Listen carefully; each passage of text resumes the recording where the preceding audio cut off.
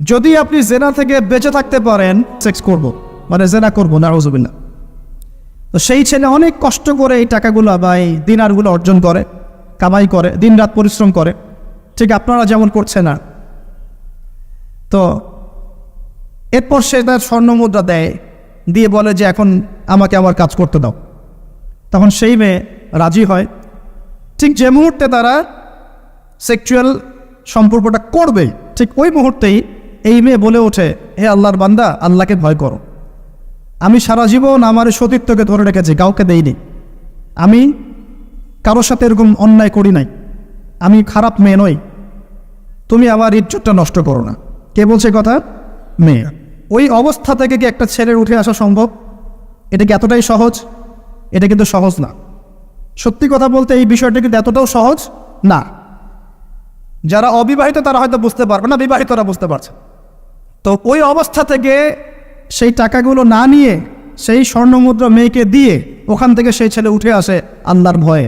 সে এখন গুহার মধ্যে আটকা পড়েছে, আল্লাহকে বলছে, আল্লাহ ওই দিন ওই কাজ যদি তোমার সন্তুষ্টির জন্য করে থাকি, আজকে আমাকে মৃত্যুর হাত থেকে বাঁচাও। সমস্ত পাথর তপ করে সরে গেল গুহার থেকে। এটা কিন্তু কোনো গাল গল্প নয়, এটা বনু ইসরায়েলের ঘটনা, সত্য ঘটনা।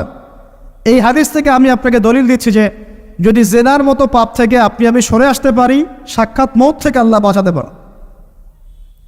প্রিয় ভাই, সেই যুবক আরো সে ছায়া ছায়া পাবে যে তার যৌবনকালটাকে আল্লাহর পথে কাটিয়েছে, এবং যাকে কোনো সুন্দরী মেয়ে জেনার জন্য আহ্বান করে, সে বলে আমি আল্লাহকে ভয় করে। আমরা তওবা করি, আমরা কোনো প্রকার জেনার পাবে যাব না ইনশাআল্লাহ। যদি হারাম কোনো সম্পর্ক থেকে থাকে, আজকেই এই নাম্বার ডিলিট করে ফেলতে হবে। আল্লাহ পাক তৌফিক দান করুন। ডিলিট করার আগে আবার ফোন করে বলেন না যে আজকে থেকে আর কথা বলবো না, তাহলে এই কথা আর কোনোদিন শেষ হবে না। একবারই বন্ধ, ডিসকানেক্টেড। কার জন্যে? আল্লাহর জন্যে। এবং এটা করার পরে আল্লাহকে বলতে হবে, আল্লাহ শুধু তোমার ভয়ে এবং তোমার সন্তুষ্টি পাওয়ার জন্যে আমি জেনা থেকে বেরিয়ে আসলাম। আল্লাহ তুমি আমাকে হেদায়েত দাও, ঈমান দাও, আমল দাও, এবং তোমার রাস্তায় আমাকে বেহিসাব রিজিক দাও। এবং নেককার কুমারী, নেককার প্রেমময়ী, তাকওয়াবাদ, মুত্তাকি একজন স্ত্রী আল্লাহ তুমি আমাকে দান করো। ইনশাআল্লাহ আল্লাহ পাক আপনাকে দান করো। আল্লাহ পাক দান। আল্লাহ পাকের জমিন প্রশস্ত, আল্লাহর হাত প্রশস্ত। আল্লাহর হাতকে সংকীর্ণ মনে করবেন না, আল্লাহর জমিনকে সংকীর্ণ মনে করবেন না। আল্লাহ পাক যাকে ইচ্ছা বেহিসাব রিজিক দিতে পারে ইনশাআল্লাহ। আল্লাহ পাক আমাদের সবাইকে বেহিসাব রিজিক দান করুন বলি আমিন। নবী সাল্লাল্লাহু আলাইহি ওয়াসাল্লাম বলেছেন, কিয়ামতের মাঠে আল্লাহ পাক 7 শ্রেণীর মানুষকে এই আরশের ছায়ায় ছায়া দিবেন। কত শ্রেণী?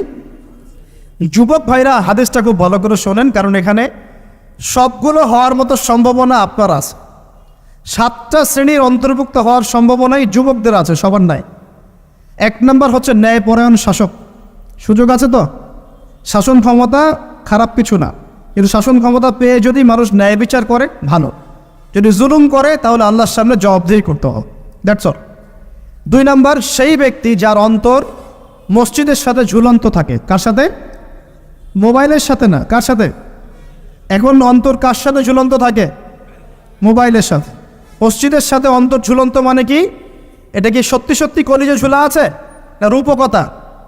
মানুষ তো রূপক অর্থ বুঝতে পারে না। মানে আপনি নামাজের জন্য, জামাতে নামাজ পড়ার জন্য উদ্গ্রীব হয়ে থাকেন, এটা হলো মসজিদের সাথে ঝুলন্ত হৃদয়। এরপর সেই ব্যক্তি, সেই যুবক যে তার যৌবনকালটা আল্লাহ পাকের ইবাদতে কাটিয়ে দিয়েছে। সুযোগ আছে না? আছে কি নাই? যুবকদের সুযোগ আছে কি নাই? 4 নাম্বার সেই ব্যক্তি বা সেই 2 ব্যক্তি যারা একে অপরকে আল্লাহর জন্য মহব্বত করে।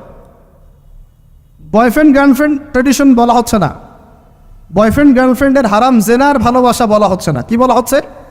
দিনের জন্যে, আল্লাহর জন্যে দুজন পরস্পরকে ভালোবাসে, আল্লাহর জন্যেই বিচ্ছেদ ঘটে। 5 নাম্বার সেই ব্যক্তি যাকে, যুবক ভাই শোনেন ভালো করে, সেই ব্যক্তি যাকে কোনো সুন্দরী নারী জেনার জন্য ডাকে। সুন্দরী উচ্চ বংশের কোনো মেয়ে নিজেই জেনা করার জন্য ডাকে, কিন্তু যুবক বলে আমি আল্লাহকে ভয় করি, ইন্নী আখাফুল্লাহ, আমি আল্লাহকে ভয় করি। এরকম যুবক আছে এখনো বাকি সমাজে? এখন তো ইচ্ছা করেই মানুষ জেনা করে। এখন তো জেনা এত সহজ, মানুষ 1000, 1500, 2000 টাকা দিয়ে জেনা করতে পারে।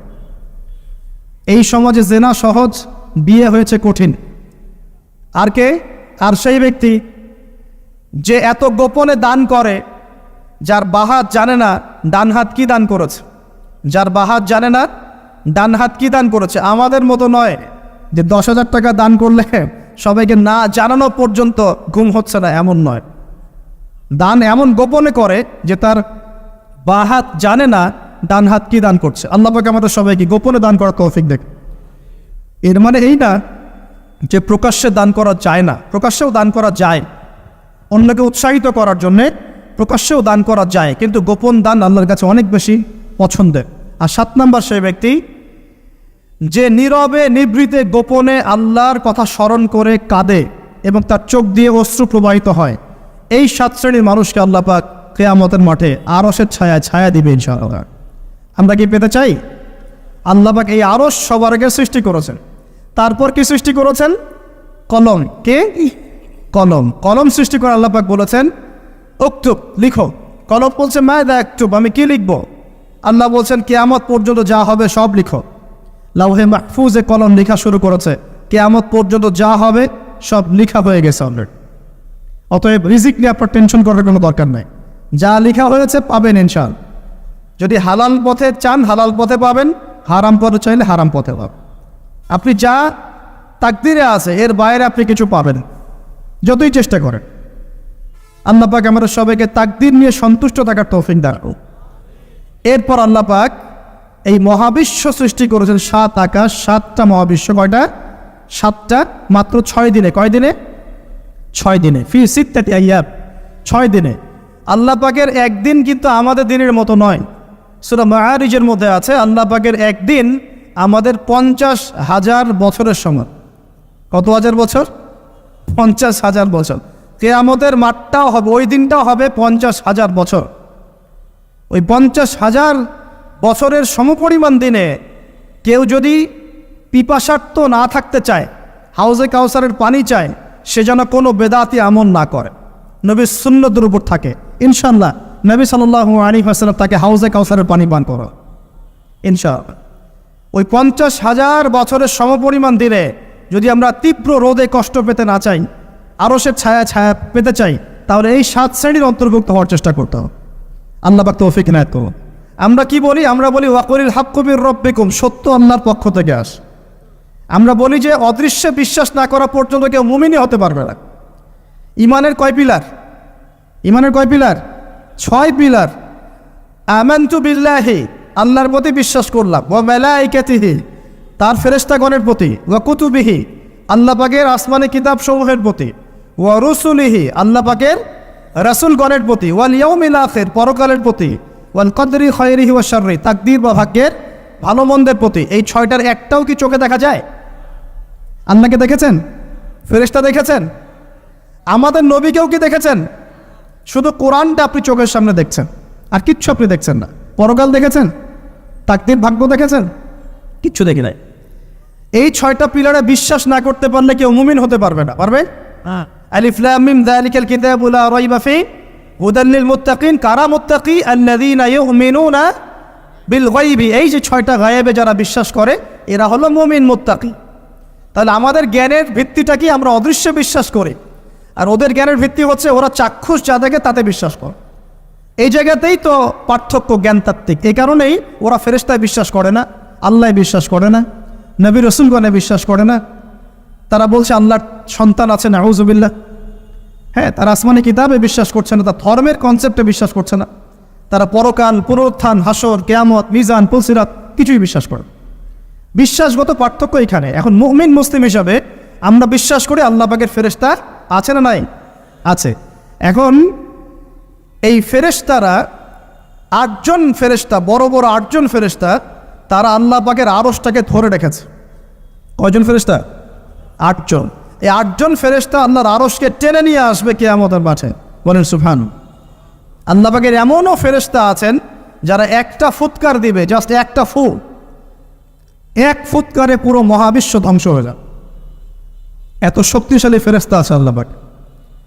আমরা যখন মায়ের গর্ভে ছিলাম, এরকম একজন ফেরেশতাই আল্লাহর পক্ষ থেকে রূহ নিয়ে এসে মায়ের গর্ভে ফুঁকে দিয়েছে এবং আল্লাহর হুকুমে 4টা বিষয় লিখে দিয়েছে। আমরা প্রত্যেকে যখন মায়ের গর্ভে ছিলাম, বয়স ছিল 4 মাস 10 দিন, আমরা তো সব ভুলে গেছি এখন এগুলো। মাত্র 4 মাস 10 দিন, এখন শরীরে শক্তি আছে তো, এই জন্য শৈশব বাল্যকাল সব ভুলে গেছে। আবার একদিন শরীরে শক্তি থাকবে না, তখন আবার আল্লাহ আল্লাহ করা শুরু কর। 2 দিন ডায়রিয়া হলেই আল্লাহ আল্লাহ শুরু হয়ে যায়। যখন মানুষ সুস্থ থাকে আল্লাহর বিরুদ্ধাচারণ করে, আল্লাহ বলতে কেউ নাই। ঠিক আছে? তো ওই ফেরেশতা লিখে দিয়েছেন 4টা জিনিস আল্লাহর পক্ষ থেকে। 1, সেই ব্যক্তির হায়াত কতটুকু হবে। 2, দুনিয়াতে রিজিক পাবে, কি কি রিজিক পাবে। 3 নাম্বার, তার কাজগুলো কি কি হবে, দুনিয়ায় কি কি কাজ করবে সে। আর 4 নাম্বার, তার সৌভাগ্য, সে সৌভাগ্যবান হবে না দুর্ভাগ্যবান হবে, মানে জান্নাতি হবে না জাহান্নামী হবে। এটা লিখে দেওয়া হয়ে গেছে। এখন এরকম 8 জন বড় বড় ফেরেশতা আল্লাহর আরশটাকে ধরে রেখেছে। আর আমরা বলছি কুরসির কথা। এই কুরসি আসমান জমিনকে ঘিরে আছে। আর আয়াতুল কুরসি যে ব্যক্তি তেলাওয়াত করবে ইনশাআল্লাহ তাআলা আল্লাহর পক্ষ থেকে একজন ফেরেশতা তাকে সারা রাত পাহারা দিবে ইনশাআল্লাহ। এই কুরসির উপরে কি আছে? এই কুরসির উপরে আছে মহাসাগর। কি আছে? অ্যামেজিং না? কখনো শুনেছেন? কুরসির উপরে আছে মহাসাগর। কানা আরশুহু আলাল মা। আল্লাহ পাক সূরা হুদের মধ্যে বলেছেন আল্লাহর আরশটা ছিল পানির উপরে। কিসের উপরে? এই মহাসাগরের গভীরতা নবীজি বলছেন এটা হচ্ছে 500 বছরের পথ। কত বছর? 500 বছর গভীর। আর আমরা যে সাগর দেখি, এই সাগরের নিচে কি আছে কে বলতে পার? এই সাগরের নিচে কি আছে? এই সাগরের নিচে আছে আগুন। কি আছে? আগুন। কিয়ামতের মাঠে এই বঙ্গোপসাগরে আগুন লেগে যাবে। মানুষ কি বিশ্বাস করতে পারে? এখন যে সাগরটা দেখছেন পানি ভর্তি মহাসাগর, এখানে আগুন লেগে যাবে। আগুন দিয়ে সাগর জ্বলতে থাকবে। কিয়ামত যদি কেউ চোখে দেখতে চায় সে যেন সূরা তাকবীর পড়ে। কোন সূরা? সূরা তাকবীর। আমপাড়ায় দেখবেন সূরা তাকবীর আছে। ইযা শামসু কুবিরাত ওয়া ইযা নুজুমু কাদারাত ওয়া ইযা জিবালু সুজিরাত ওয়া ইযা ইশারু উতিলাত ওয়া ইযা উহুশু হুশিরাত ওয়া ইযা বিহারু উজ্জির। এই যে এই আয়াতটা বলছিলাম। তো প্রিয় ভাইয়েরা, সাগর নিয়ে 2টা কথা বলেই দেই। সেটা হলো আল্লাহ পাকের সমস্ত সৃষ্টি আল্লাহ পাকের তাসবিহ পাঠ করে, এমনকি এই সাগরও আল্লাহর তাসবিহ পাঠ করে। এবং প্রতিটা সৃষ্টি পরকালে সাক্ষী হয়ে থাকবে। ওই সাগরের কিনারে দাঁড়িয়ে যারা ন্যাংটা হয়ে নগ্ন হয়ে দাঁড়িয়ে আছে, গোসল করছে, সাগর তাদের বিরুদ্ধে সাক্ষী দিবে। ওখানে দাঁড়িয়ে যারা গাঁজা খাচ্ছে, ফেন্সিডিল খাচ্ছে, ইয়াবা খাচ্ছে, সমকামিতা করছে, গান বাজনা করছে, সাগর ওদের বিরুদ্ধে সাক্ষী দিবে। এই যে আজকে যেখানে বসে আমরা ওয়াজ মাহফিল করেছি, দিনের কথা বলেছি, এই মাটি কালকে আমাদের সাক্ষী দিবে এখানে ভালো কিছু হয়েছে। গোপনে যেখানে জেনা করেছেন পতিতালয়ে, সেই পতিতালয়ের মাটি আপনার বিরুদ্ধে সাক্ষী দিবে। আল্লাহ পাকের প্রত্যেকটা সৃষ্টি আল্লাহর কাছে সাক্ষী প্রদান করবে আমাদের বিরুদ্ধে অথবা পক্ষে। আল্লাহ আমাদেরকে বোঝার তৌফিক দান করুন। সাগর থেকে শেখার অনেক কিছু আছে। সে নীরবে আল্লাহ পাকের হুকুম পালন করে যায়। কখনো কি সে হুকুম পালন করতে থেমে যায়? আসমানের পাখির দিকে হেদায়েত আছে, তারা আল্লাহ পাকের তাসবিহ পাঠ করে। গাছপালা আল্লাহর তাসবিহ পাঠ করে। আসমান জমিন চন্দ্র সূর্য যা আছে আল্লাহ পাকের সমস্ত সৃষ্টি আল্লাহর তাসবিহ পাঠ করে।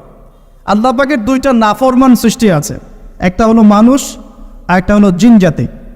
এ দুটোই সবচেয়ে নাফরমান সৃষ্টি। ওইদিকে আমি পরে আসছি। সাগর কি শেখায়? বিনয়ী হতে শেখায়। কারণ সে অনেক শক্তিশালী, সে অনেক শক্তিশালী এবং প্রচুর সম্পদে ভরা। এই সাগর এই পুরো এলাকার বা পুরো দেশের কোটি কোটি মানুষের রিজিকের উৎস। এই সাগর, তার ভিতরে আল্লাহ রিজিক আছে, সম্পদ আছে। অনেক সম্পদে পরিপূর্ণ থাকার পরেও সাগর খুব শান্ত, তার মধ্যে খুব উদ্ধত অহংকারী আচরণ দেখা যায় না। ঠিক আল্লাহর জ্ঞানী মানুষরা সমুদ্রের মতো হয়, তাদের ভিতরে অনেক জ্ঞান থাকে কিন্তু তারপরেও তারা শান্ত থাকে, বিনয়ী থাকে। আর যাদের ভিতরে সম্পদ কম তাদের লাফালাফি বেশি। কথা বুঝতে পারছেন? সাগর এত শক্তিশালী হওয়া সত্ত্বেও আপনি তার সামনে গিয়ে দাঁড়ালে সে আপনার পা ধুয়ে দেয়। আল্লাহর বিনয়ী মানুষরা এমনই হয়, অনেক শক্তিশালী হওয়া সত্ত্বেও, সম্পদশালী হওয়া সত্ত্বেও তারা আপনার পা ধুয়ে দিবে। অনেক শেখার আছে, অনেক কিছু। সাগর সম্পর্কে অনেক আয়াত আছে কোরআনে। যখন সাগরে নৌযান চলাচল করে তখন আল্লাহ পাক যদি ঝড় ঝাপটা দেন, প্রাকৃতিক কোনো বিপর্যয় দেন, তাহলে মানুষ মুখলেসভাবে আল্লাহকে ডাকা শুরু করে। যখন সে সেখান থেকে উদ্ধার পায়, আল্লাহ পাক উদ্ধার করে দেন, বিপদ থেকে বাঁচিয়ে দেন, আবার সে আল্লাহর সাথে শিরক করা শুরু করে। এই আয়াতগুলো সূরা ইউনূসের মধ্যে আছে। তো আমরা চেষ্টা করব সাগরের মতো সম্পদশালী হওয়ার জন্য। সম্পদশালী ভিতর থেকে, ভিতরে সম্পদ থাকবে, যেমন ভিতরে জ্ঞান থাকবে কিন্তু বাইরে বিনয়ী ভাব থাকবে। সাগরের মতো পা ধুয়ে দেওয়ার মানসিকতা থাকতে হবে। এবং যখন সে আল্লাহর হুকুমে মানে গর্জন প্রদান করা শুরু করে, তখন কিন্তু সামন পিছন সব ফাঁসিয়ে নিয়ে চলে যাবে। তাই নরমালি শান্ত থাকতে হবে, যখন আল্লাহর হুকুম আসবে তখন ঝাঁপিয়েও পড়তে হবে। কথা কি বুঝতে পারছেন? সমুদ্রের মতো অনেক কিছু শেখার আছে। এগুলো শিখতে হলে আগে দৃষ্টিভঙ্গি চেঞ্জ করতে হয়। সাধারণ মানুষের মতো সব দেখলে হবে না, আপনাকে খিদির আলাইহিস সালামের মতো দেখতে হবে। তার মতো মুসা আলাইহিস সালাম বলছেন যে নৌকা ফুটা করলেন কেন? সূরা কাহফ কেউ পড়েছেন? সূরা কাহফ পড়েছেন তো? নবী মুসা আলাইহিস সালাম বলছেন নৌকা ফুটা করলেন কেন? তিনি বলছেন নৌকা ফুটা না করলে জলদস্যু নিয়ে চলে যেত। মুসা আলাইহিস সালাম বলছেন নিষ্পাপ বাচ্চাকে হত্যা করলেন কেন? খিদির আলাইহিস সালাম বলছেন এই বাচ্চাকে হত্যা না করলে এই বাচ্চা বড় হয়ে বড় কাফের হতো, পিতা মাতাকেও কাফের বানাতো। মুসা আলাইহিস সালাম বলছেন এই দেয়াল কেন নির্মাণ করলেন পারিশ্রমিক ছাড়াই? তিনি বলছেন দেয়াল নির্মাণ না করলে এর নিচে থাকা সম্পদ, এতিম বাচ্চাদের সম্পদ মানুষ নিয়ে চলে যেত।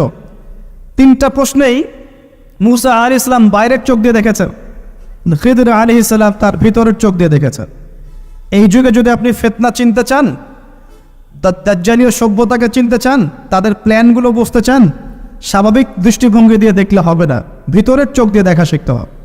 এটা সবচেয়ে বড় কথা আজকের মাহফিলে। দৃষ্টিভঙ্গি চেঞ্জ করতে হবে, তারপরে আপনি ফিতনা ধরতে পারবেন, সমাধানও খুঁজে বের করতে পারবেন ইনশাআল্লাহ। তবে বাস্তবতা কি জানেন? বাস্তবতা হচ্ছে খিদির আলাইহিস সালামের মতো মানুষদেরকে এই সমাজ মূল্যায়ন করে না। যাদের মধ্যে খিদিরের মতো অন্তর্দৃষ্টি আছে তাদেরকে সমাজ মূল্যায়ন করে না, তাদেরকে মানুষ বলে পাগল। যেমন নবী সাল্লাল্লাহু আলাইহি ওয়াসাল্লামকেও মানুষ বলেছিল মাজনুন, পাগল হয়ে গেছে। নবী সাল্লাল্লাহু আলাইহি ওয়াসাল্লামকে মানুষ বলছে সাহের, জাদুকর, মাজনুন, ফারিকুল জামাআ বলছে, সাবিঈ, কত কথা বলেছে। আল্লাহ পাক আমাদের সবাইকে কোরআন সুন্নাহ ভিত্তিক জ্ঞান অর্জন করার তৌফিক দেখ এবং খিদির আলাইহিস সালামের মতো অন্তর্দৃষ্টি লালন করার তৌফিক দান করে।